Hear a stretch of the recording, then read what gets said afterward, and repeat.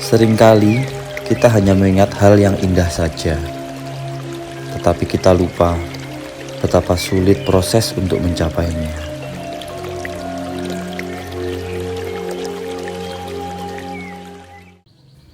Halo dulur Noyuk, di video kali ini kita akan mengajak kalian ke gunung yang katanya paling indah se-Indonesia. Mana lagi kalau bukan Rinjani. Kali ini Bos Noyuk sendiri yang turun tangan, ditemani wajah baru Mas Waga. Ditemani juga oleh Falak yang sudah lama absen dari pendakian, dan juga oleh orang yang selalu ikut kemana-mana saya pergi, Mbak Sela. Kali ini kita akan didampingi oleh Bang Edi selaku guide dan Bang Rando sebagai porter. Seperti biasa, kita selalu merencanakan pendakian di Pos Noyuk Bersama Adventure.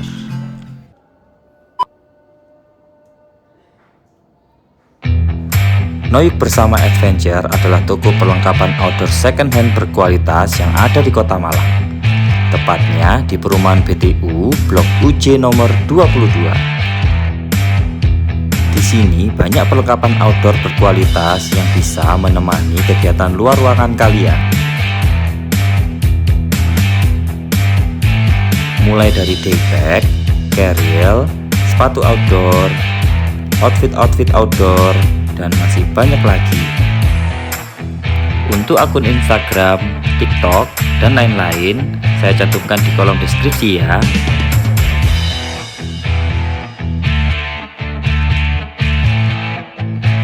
Ayo tunggu apa lagi?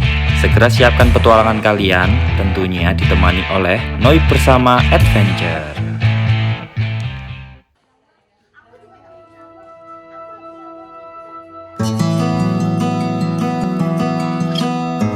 Perjalanan kita dimulai di penghujung bulan April. Kita memutuskan menggunakan mobil menempuh perjalanan darat dari Malang menuju Banyuwangi, yang nantinya akan dilanjutkan menggunakan perjalanan laut dari Banyuwangi menuju Lombok. Di sini saya, Mas Faris, Mas Falak, dan Mas Waga akan melakukan perjalanan darat, sedangkan Mbak Sela akan menyusul menggunakan pesawat keesokan harinya.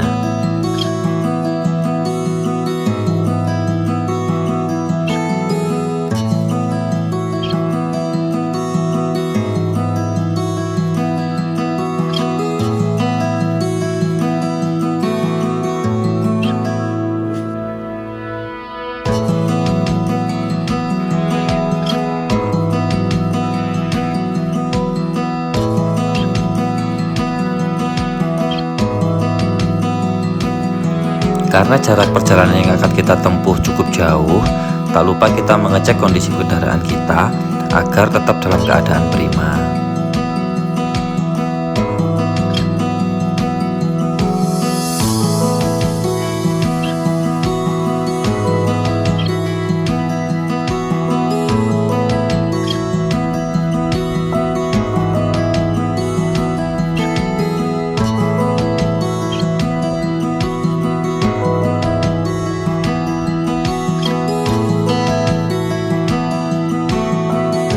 Setelah menempuh perjalanan kurang lebih 6 jam, kita sampai di Pelabuhan Tanjung Wangi, Banyuwangi.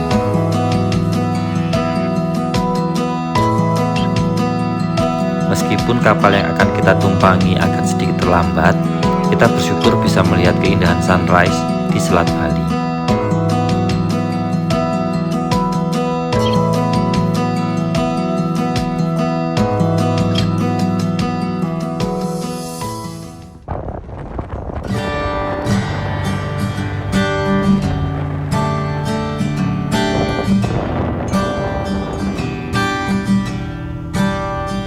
Kapal Mutiara Sentosa Tigalah yang akan membawa kita mengarungi 12 jam perjalanan dari Banyuwangi menuju Lombok.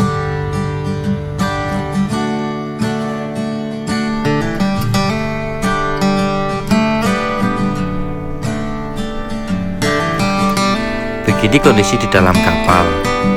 Asal kalian tahu, ini pertama kalinya kita berempat melakukan perjalanan menggunakan kapal. Kita beruntung mendapatkan kamar kamar isi 4 orang bisa kita dapatkan dengan menambah 250.000 saja.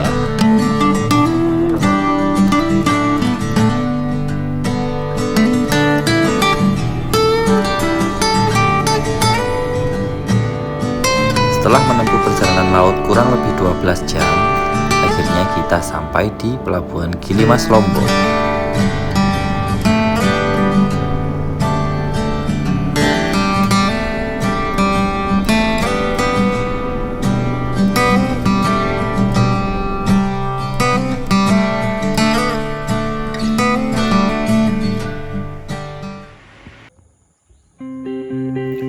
Kita langsung menuju daerah bernama Mas Bagi untuk bertemu Bang Edi dan Bang Rando.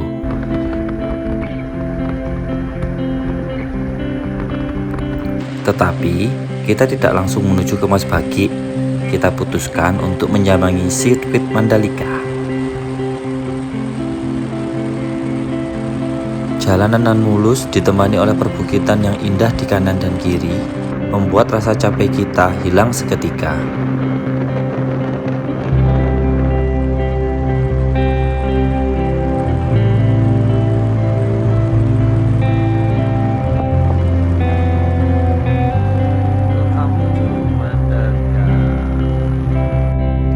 Setelah puas melihat sirkuit dan keindahan alam di sekitarnya, kita melanjutkan perjalanan menuju Mas Bagi.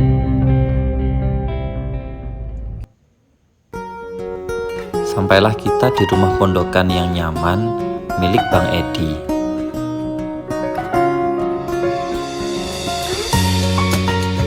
Di sini kita beristirahat sambil ngobrol santai, berusaha untuk mengenal satu dengan yang lain.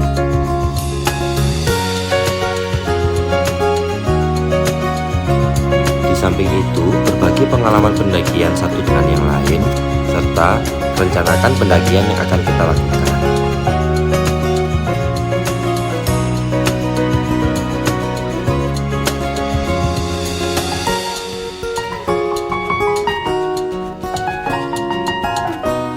Sambil menunggu kedatangan Mbak Sela, kita di sini mencek kembali barang-barang atau logistik apa aja yang perlu kita beli sebelum kita berangkat ke Sembalun.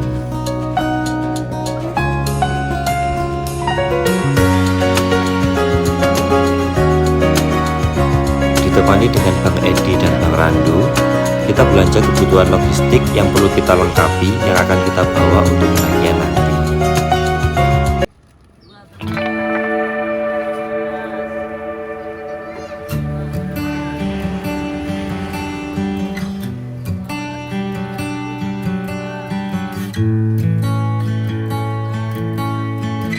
Tak lama berselang, Mbak Sela pun datang. Kemudian kita bersiap melanjutkan perjalanan menuju desa terindah yang pernah saya kunjungi, Sembalun. Mobil yang awalnya hanya diisi 4 orang, kali ini penuh sesak karena ada tambahan personil dan barang.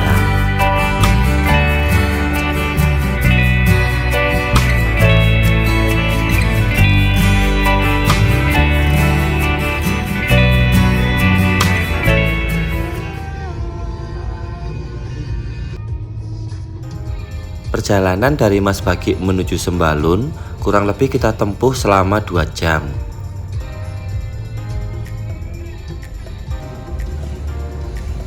Jalanan dengan tanjakan dan tikungan yang tajam menemani kita sebelum sampai di desa Sembalun.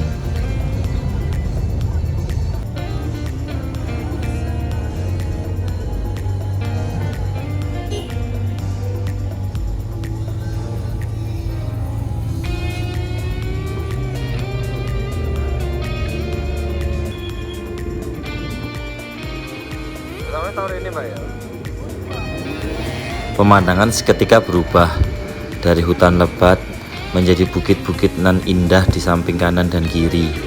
Itu menandakan bahwa kita sudah sampai di Sembalun. Meskipun pada hari itu cuaca sedang berkabut, tapi kita percaya bahwa desa Sembalun adalah desa yang paling indah seperti yang dikatakan orang.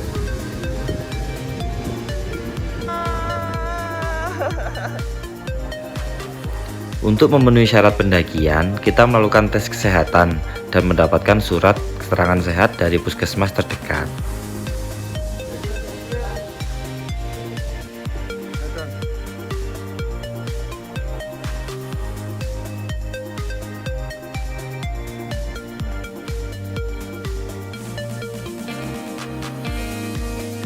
Setelah mendapat surat keterangan sehat, lalu kita bergegas menuju penginapan, yang rencananya kita akan menginap di sini 1 malam sebelum melakukan pendakian di keesokan harinya.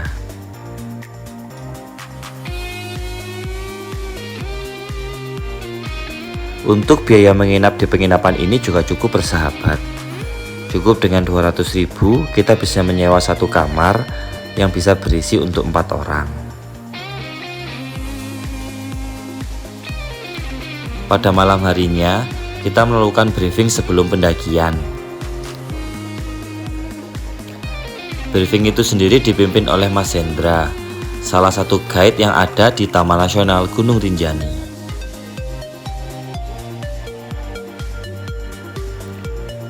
Oh iya, pendakian kali ini kita berencana untuk lintas jalur.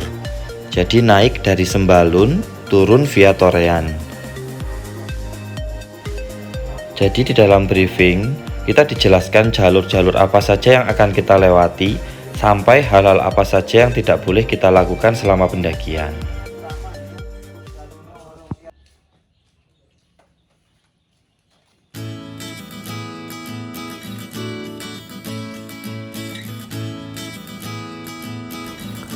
Keesokan paginya, cuaca sangat cerah, sehingga kita bisa mengintip keindahan Puncak Rinjani dari depan penginapan. Seketika itu juga, semangat kita untuk mendaki menjadi bertambah.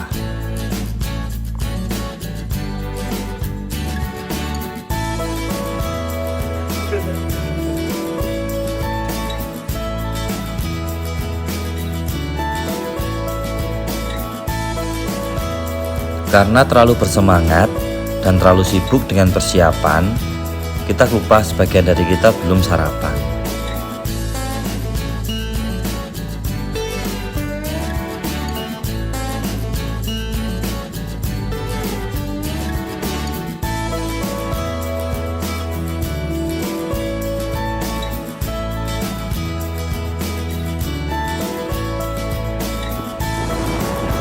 Akhirnya saya dan Mas Faris memutuskan untuk mengelilingi desa untuk mencari sarapan menggunakan motor.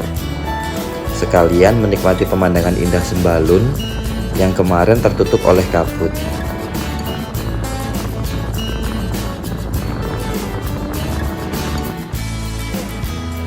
Tampak jelas keindahan bukit-bukit yang mengitari Sembalun. Bahkan Puncak Rinjani pun terlihat sangat jelas dari sini.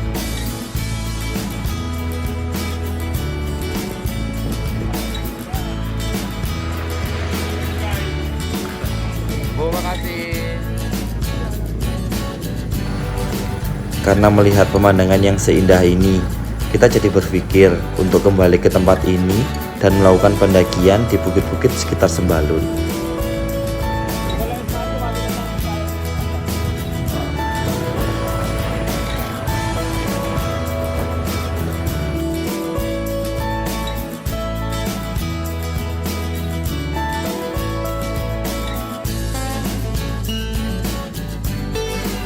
Setelah sarapan dan melakukan persiapan akhir, kita menuju pos pendakian Taman Nasional Gunung Rinjani untuk melakukan pendaftaran.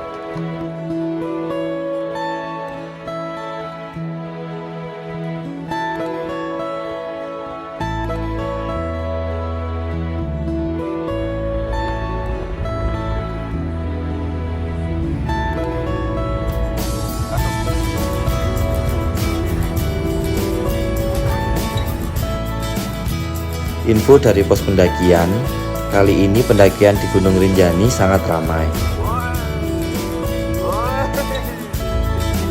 Tak berlama-lama, kita segera menuju tempat yang bernama Kandang Sapi. Dan di situ rencananya kita akan menyewa ojek sampai ke pos 2. Sesampainya di Kandang Sapi, ternyata memang benar. Kali ini Gunung Rinjani disambangi oleh banyak sekali pendaki.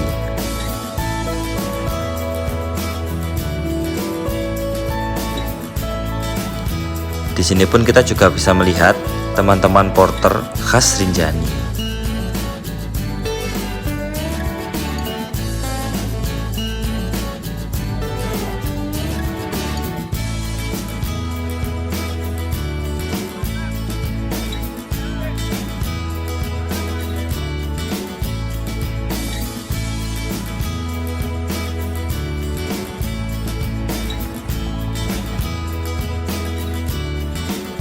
Setelah melakukan sedikit dokumentasi, kita segera menyewa ojek untuk menghemat waktu.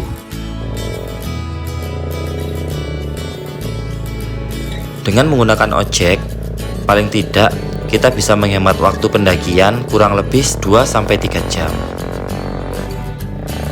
Ternyata memang penyebutan kandang sapi karena memang banyak sapi warga yang dilepas di daerah sini.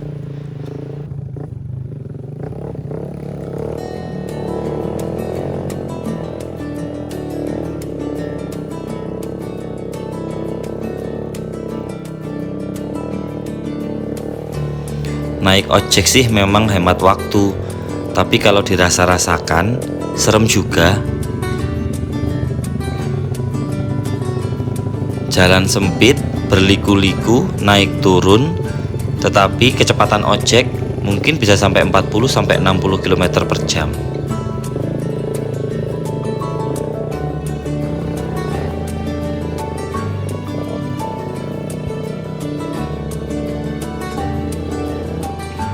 Tapi tenang saja, walaupun seram, di atas ojek kita tetap bisa menikmati pemandangan khas Rinjani. 15 menit kemudian, kita sampai di pos ojek. Pos ojek ini sendiri jaraknya tidak jauh dari pos 2. Di pos 2 inilah kita benar-benar akan mendaki. Sebelum mendaki seperti biasa, kita briefing sejenak dan melakukan doa agar selamat sampai tujuan.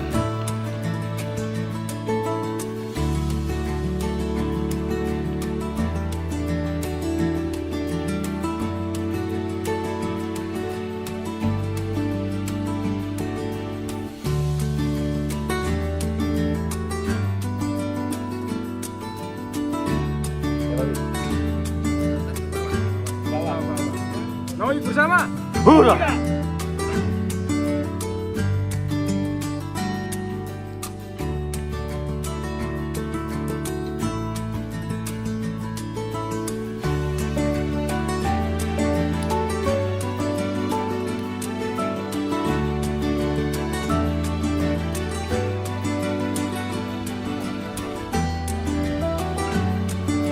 Entah hal baik atau buruk, kabut mulai turun. Hal baiknya, panas dan terik matahari tidak menyengat kita selama pendakian. Tetapi, tentunya tidak semua pemandangan indah ini kita bisa nikmati karena tertutup oleh kabut.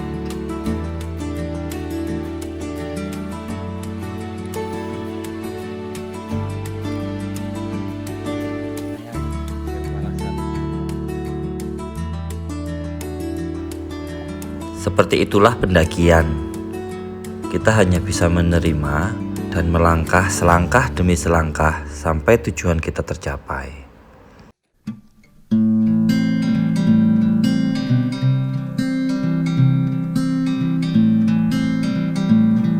Trek awal yang landai lumayan untuk pemanasan.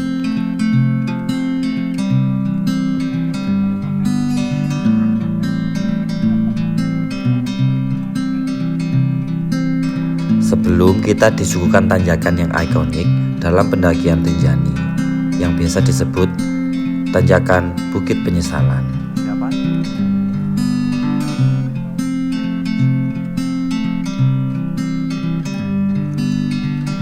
Sesuai dengan namanya, 7 bukit yang harus kita lalui, tanjakan yang cukup tajam yang mungkin akan membuat sebagian pendaki akan merasa menyesal.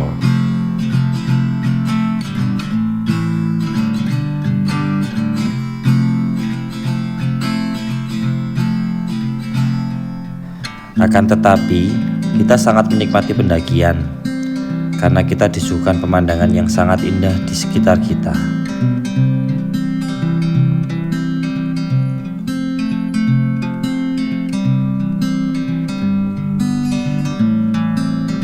Tidak terbayang vegetasi yang minim bila cuaca sedang terik akan seperti apa stamina kita akan dibuatnya.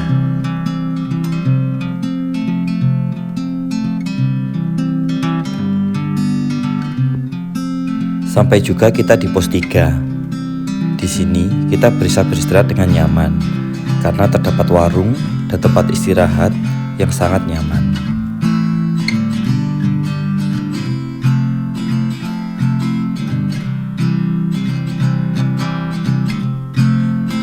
Namun tak berlama-lama, kita melanjutkan perjalanan karena kita mengejar sampai Pelawangan Sembalun sebelum gelap.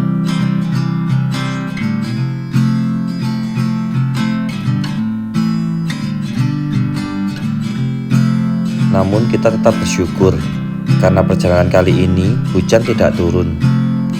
Tidak terbayang dengan trek seperti ini bila hujan. Akan lebih capek pastinya.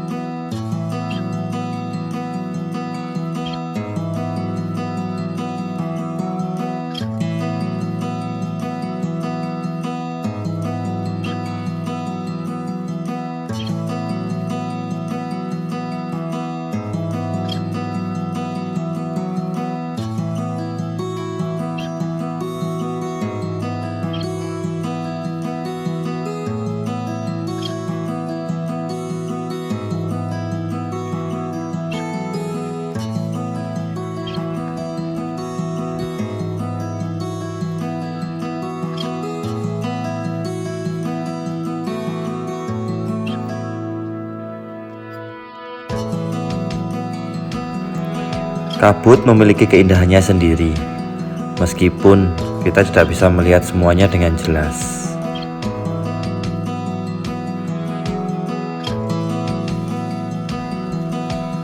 Hujan turun, untung kita sudah sampai di pos 4. Berteduh merupakan pilihan yang sangat tepat. Tidak lama hujan pun berhenti. Setelah beristirahat dan berteduh, kita melanjutkan perjalanan menuju Pelawangan Sembalun.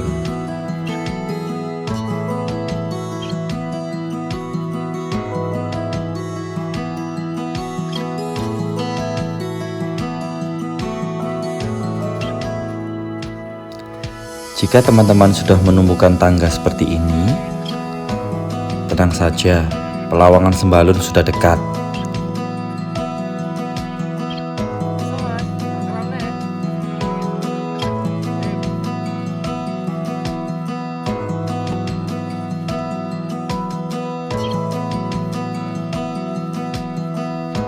Coba kalian bayangkan, teman-teman Porter Rinjani dengan perlengkapan seadanya, dengan memikul pikulan paling tidak 30-40 kg, menaiki tangga seperti ini.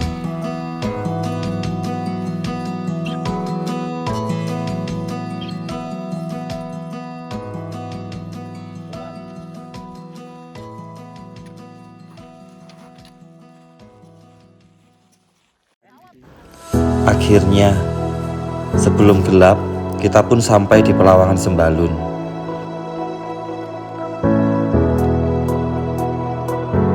Kita memutuskan mendirikan tenda di Pelawangan 2. Di samping karena pendakian yang sangat ramai, sehingga kita susah untuk mencari tempat mendirikan tenda. Kabarnya di Pelawangan 2 memberikan view yang lebih baik. Benar-benar luar biasa. Kabut yang dari tadi menyelimuti kali ini hilang dan puncak Rinjani tampak dengan jelas.